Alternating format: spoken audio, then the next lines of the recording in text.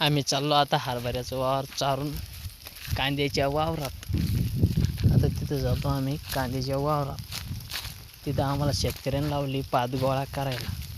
पात बीत गोळा करत राहिला इशू आता एक. आमच्या मेंढ्या चरत होत्या बघ ह्या हरभऱ्याच्या वावरामध्ये. आणि बाजूला होतं एक वावर. आम्ही राहिलो ह्या झाडाखाली बसून मजात. आम्ही राहिलो ह्या झाडाखाली बसून आणि मेंढर पार निघली तशी ते मक्यात गेले घुसून. आम्ही बघतोय तर मेंढर उडत.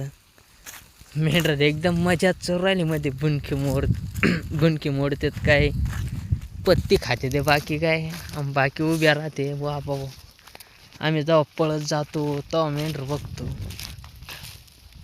ह्यो गडी काय आता ध्यान ठेवतो गडी माजल्याला सारखाच करतो. त्याला सांगतो म्हणून मेंढरा ध्यान ठेव.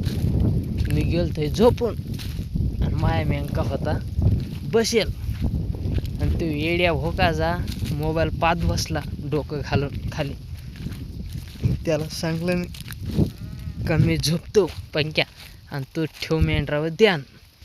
पंक्याने काही मेंढरावर द्यायला नाही ध्यान आणि मी मस्त झोपून गेलो आणि मेंढर मग निघले डायरेक्ट मक्केत. मग पंक्याला मी कमी करतो का वाकाडायचं. मग गावचा मला काही कमी करणार आहे का. गावचा आहे मला जास्तीच करणार आहे ना.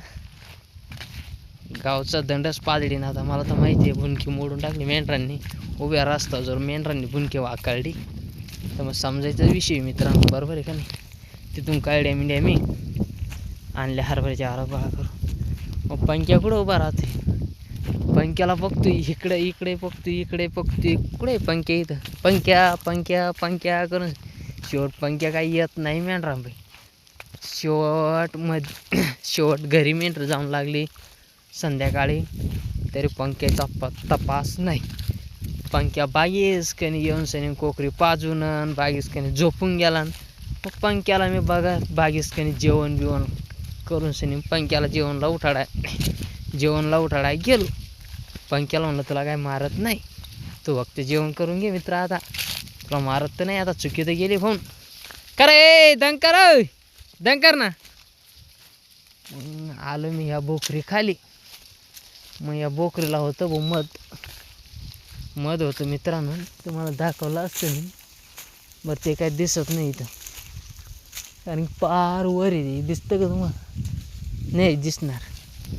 मग म्हटलं पंक्या बिंक्या उठला. मग